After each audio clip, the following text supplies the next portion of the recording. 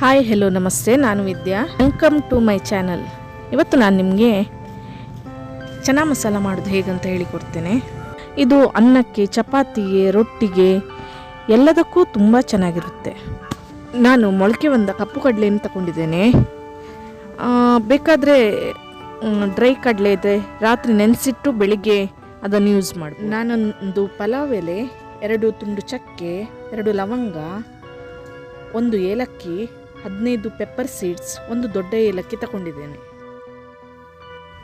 ಎಲ್ಲವನ್ನೂ ಒಟ್ಟಿಗೆ ಸೇರಿಸಿ ನಾನು ಒಂದು ಗಂಟು ಕಟ್ತೇನೆ ಮತ್ತು ಅದನ್ನು ಒಂದು ಸೈಡಲ್ಲಿ ಇಟ್ಟಿರ್ತೇನೆ. ನಾನು ಒಂದು ಕುಕ್ಕರ್ ತಗೊಂಡಿದ್ದೇನೆ. ಅದರೊಳಗೆ ಕಡಲೆಯನ್ನು ತೊಳೆದು ಹಾಕ್ತೇನೆ. ಈ ಸ್ಪೈಸಸ್ಸನ್ನು ಗಂಟು ಕಟ್ಟಿ ಇಟ್ಟಿದ್ದೆ ಅಲ್ಲ, ಅದನ್ನು ಈಗ ಅದರೊಳಗೆ ಹಾಕ್ತೇನೆ ಗಂಟು ಸಮೇತ. 1 ಸ್ಪೂನು ಉಪ್ಪು ಹಾಕ್ತೇನೆ ಮತ್ತು ಒಂದು ಅರ್ಧ ಲೀಟರ್ ನೀರು ಹಾಕ್ತೇನೆ. ಇಷ್ಟನ್ನು ಹಾಕಿ ಅದನ್ನು ಮುಚ್ಚಳ ಮುಚ್ಚಿ 1 ವಿಸಿಲ್ ತೆಗಿತೇನೆ. ಮೊಳಕೆ ಬಂದದಕ್ಕೆ 1 ವಿಸಿಲ್ ಸಾಕು. ರಾತ್ರಿ ನೆನೆಸಿಟ್ಟ ಕಡಲೆ ಆದರೆ ಅದಕ್ಕೆ 4 ರಿಂದ 5 ವಿಸಿಲ್ ಬೇಕು. ನಾನು ಕಡಲೆ ಮಸಾಲ ಮಾಡಲಿಕ್ಕೆ ಏನೆಲ್ಲ ತಗೊಂಡಿದ್ದೇನೆ ಅಂತ ಹೇಳ್ತೇನೆ. ಫಸ್ಟಿಗೆ ಈರುಳ್ಳಿ ಸಣ್ಣಗೆ ಹೆಚ್ಕೊಂಡಿದ್ದೇನೆ, ಒಂದು 5 ಹಸಿಮೆಣಸು ತಗೊಂಡಿದ್ದೇನೆ, ಶುಂಠಿ 1 ತುಂಡು ಸಣ್ಣಕ್ಕೆ ಹೆಚ್ಕೊಂಡಿದ್ದೇನೆ, ಒಂದು 10 ಬೆಳ್ಳುಳ್ಳಿ ತಗೊಂಡಿದ್ದೇನೆ, 1 ದೊಡ್ಡ ಸ್ಪೂನಲ್ಲಿ ಕೊತ್ತಂಬರಿ ಪುಡಿ, ಇಂಗು, 4 ಟೊಮೆಟೊವನ್ನು ಹಚ್ಕೊಂಡಿದ್ದೇನೆ, ಕಸೂರಿ ಮೇಥಿ ತಗೊಂಡಿದ್ದೇನೆ 1 ಸ್ಪೂನ್ ದೊಡ್ಡ ಸ್ಪೂನಲ್ಲಿ, ಮೆಣಸಿನ ಹುಡಿ 1 ಸ್ಪೂನು, ಅರಿಶಿಣದ ಹುಡಿ ಅರ್ಧ ಸ್ಪೂನ್. ಇವಿಷ್ಟನ್ನು ನಾನು ಮೊದಲಿಗೆ ರೆಡಿ ಮಾಡ್ಕೊಂಡಿದ್ದೇನೆ. ಇದರಲ್ಲಿ 4 ಟೊಮೆಟೊ ಇದೆಯಲ್ಲ, ಅದನ್ನು ಮಿಕ್ಸಿ ಮಾಡಿ ಪ್ಯೂರಿ ಮಾಡಿ ಇಟ್ಕೊಳ್ಳಿ.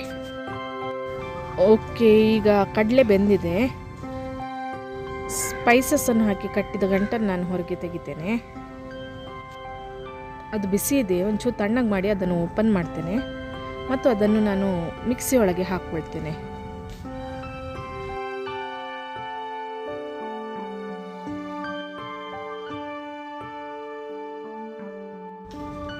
ಇದರೊಟ್ಟಿಗೆ ನಾನು ದೊಡ್ಡ ಸ್ಪೂನಲ್ಲಿ 2 ಸ್ಪೂನು ಬೇಯಿಸಿದ ಕಡಲೆಯನ್ನು ಮಿಕ್ಸಿಗೆ ಹಾಕ್ಕೊಂಡಿದ್ದೇನೆ. ಬೆಳ್ಳುಳ್ಳಿಯನ್ನು ಹಾಕ್ಕೊಳ್ತಾ ಇದ್ದೇನೆ ಮಿಕ್ಸಿಗೆ. ಹಾಗೆ 2 ಹಸಿಮೆಣಸನ್ನು ಅದರೊಳಗೆ ಹಾಕ್ತೇನೆ. ಇವಿಷ್ಟನ್ನು ನಾನು ಮಿಕ್ಸಿ ಮಾಡ್ಕೊಂಡಿಟ್ಟಿರ್ತೇನೆ. ಈಗ ನಾನು ಒಂದು ಬಾಣಲೆಯನ್ನು ಬಿಸಿಗಿಡ್ತೇನೆ. ಅದರಲ್ಲಿ 2 ಸ್ಪೂನು ದೊಡ್ಡ ಸ್ಪೂನಲ್ಲಿ ಎಣ್ಣೆ ಹಾಕ್ಕೊಳ್ತೇನೆ.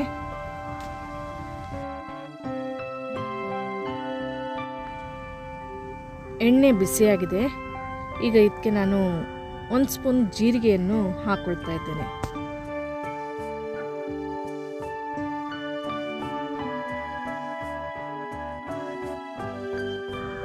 ಜೀರಿಗೆ ಸಿಡಿತಾ ಇದೆ. ಈಗ ಇದಕ್ಕೆ ನಾನು ಸಣ್ಣಗೆ ಹೆಚ್ಕೊಂಡಿರುವಂಥ ನೀರುಳ್ಳಿಯನ್ನು ಹಾಕಿ ಅದನ್ನು ಚೆನ್ನಾಗಿ ಫ್ರೈ ಮಾಡಬೇಕು. ಲೈಟ್ ಗೋಲ್ಡನ್ ಕಲರ್ ಬರಬೇಕು, ಅಷ್ಟರವರೆಗೆ ಫ್ರೈ ಮಾಡಬೇಕು.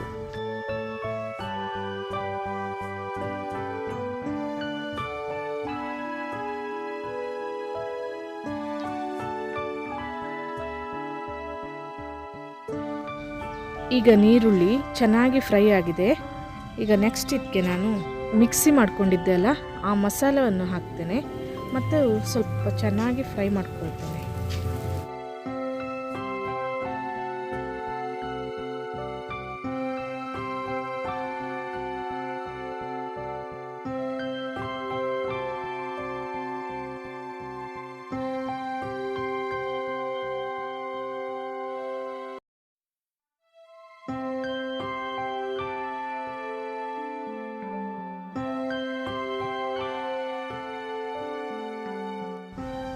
ಮಸಾಲೆ ಚೆನ್ನಾಗಿ ಫ್ರೈ ಆಗಿದೆ ನೋಡಿ, ಎಣ್ಣೆ ಬಿಟ್ಕೊಂಡಿದೆ.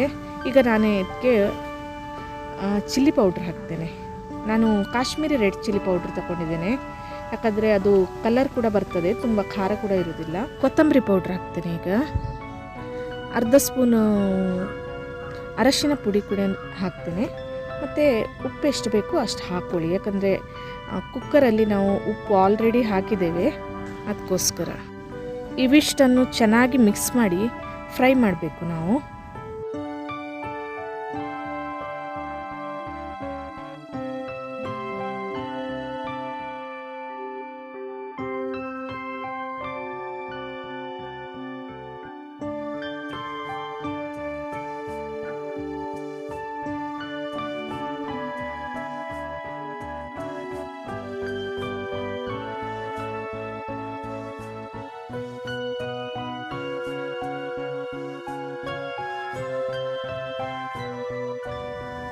ಟೊಮೆಟೊವನ್ನು ಪೇಸ್ಟ್ ಮಾಡಿ ಇಟ್ಕೊಂಡಿದ್ದೇನಲ್ಲ, ಆವಾಗ ಅದನ್ನು ನಾನೀಗ ಇದಕ್ಕೆ ಹಾಕ್ತೇನೆ.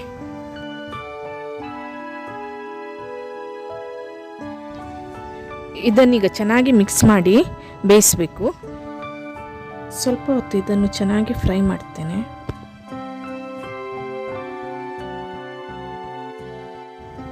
ಇದನ್ನು ಒಂದು 5 ನಿಮಿಷ ನಾನು ಮುಚ್ಚಳ ಮುಚ್ಚಿ ಬೇಯಿಸ್ತೇನೆ.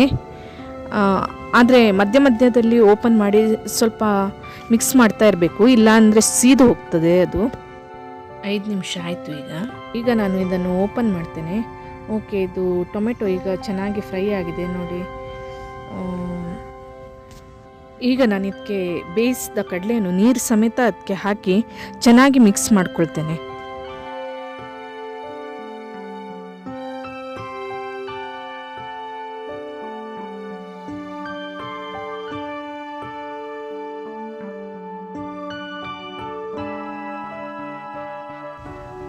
ಇದಕ್ಕೆ ಈಗ ನಾನು ಕಸೂರಿ ಮೇಥಿಯನ್ನು ಆ್ಯಡ್ ಮಾಡ್ತಾ ಇದ್ದೇನೆ.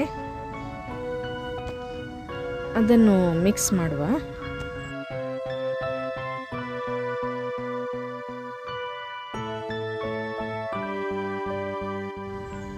ಈಗ ಒಂದು 5 ನಿಮಿಷ ಇದನ್ನು ಮುಚ್ಚಿ ನಾವು ಚೆನ್ನಾಗಿ ಕುದಿಸುವ. ಮೀಡಿಯಂ ಫ್ಲೇಮಲ್ಲಿ ಇಟ್ಟು ಕುದಿಸಿದ್ರೆ ಸಾಕು. 5 ನಿಮಿಷ ಆಯಿತು. ಈಗ ನಾನು ಇದನ್ನು ಓಪನ್ ಮಾಡ್ತೇನೆ. ನೋಡಿ, ಚೆನ್ನಾಗಿ ಕುದೀತಾ ಇದೆ. ಎಷ್ಟು ಚೆನ್ನಾಗಿ ಕಲರ್ಫುಲ್ಲಾಗಿ ಬಂದಿದೆ ನೋಡಿ ಮಸಾಲ. ಈಗ ಕೊನೆಯದಾಗಿ ಇದಕ್ಕೊಂದು ಒಗ್ಗರಣೆ ಕೊಡುವ. ಒಂದು ಸಣ್ಣ ಪಾತ್ರೆ ತಗೊಂಡಿದ್ದೇನೆ, ಅದರಲ್ಲಿ ನಾನು ಸ್ವಲ್ಪ ಎಣ್ಣೆ ಹಾಕಿದ್ದೇನೆ. ಅದು ಸ್ವಲ್ಪ ಬಿಸಿ ಆದ ಕೂಡಲೇ ಇದಕ್ಕೆ ಮೊದಲಿಗೆ ನಾನು ಸ್ವಲ್ಪ ಒಂದು 1/4 ಸ್ಪೂನ್ ಹಿಂಗೆ ಹಾಕ್ತೇನೆ.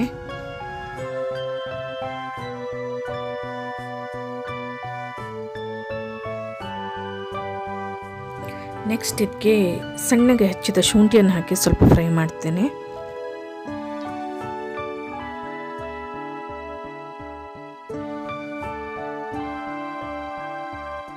ಎರಡು ಹಸಿಮೆಣಸು ಹಾಕಿ ಈಗ ನಾನು ಸ್ವಲ್ಪ ಫ್ರೈ ಮಾಡ್ಕೊಳ್ತೇನೆ.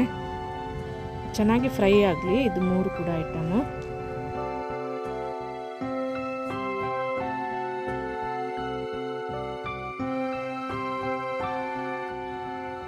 ಎಲ್ಲ ಈಗ ಚೆನ್ನಾಗಿ ಫ್ರೈ ಆಗಿದೆ. ಇದನ್ನು ನಾನೀಗ ಚನಾ ಮಸಾಲಕ್ಕೆ ಹಾಕ್ತೇನೆ. ನೋಡಿ, ಈಗ ಚನಾ ಮಸಾಲ ರೆಡಿಯಾಗಿದೆ. ಎಷ್ಟೊಂದು ಕಲರ್ಫುಲ್ಲಾಗಿ ಬಂದಿದೆ ನೋಡಿ ಚನಾ ಮಸಾಲ. ನೋಡಿ ಎಷ್ಟು ಈಸಿಯಾಗಿದೆ ಅಲ್ಲ ಚನಾ ಮಸಾಲ ಮಾಡೋದು. ನಾನೀಗ ರವೆ ರೊಟ್ಟಿಯೊಟ್ಟಿಗೆ ಇದನ್ನು ಟೇಸ್ಟ್ ಮಾಡ್ತೇನೆ. ವಾವ್, ಇದಂತೂ ತುಂಬ ರುಚಿಯಾಗಿದೆ. ಇದು ನಿಮಗೆ ಮಾತ್ರ ಅಲ್ಲ, ನಿಮ್ಮ ಮಕ್ಕಳಿಗೂ ತುಂಬ ಇಷ್ಟ ಆಗ್ತದೆ. ನೀವು ಇದನ್ನು ಮನೆಯಲ್ಲಿ ಮಾಡಿ ನೋಡಿ ಹೇಗಾಗಿದೆ ಅಂತ ನನಗೆ ಹೇಳಿ. ನನ್ನ ರೆಸಿಪಿ ಇಷ್ಟ ಆದರೆ ಲೈಕ್ ಮಾಡಿ, ಶೇರ್ ಮಾಡಿ, ಸಬ್ಸ್ಕ್ರೈಬ್ ಮಾಡಿ ಮತ್ತು ನೋಟಿಫಿಕೇಷನ್ಗಾಗಿ ಬೆಲ್ ಬಟನನ್ನು ಒತ್ತಿ.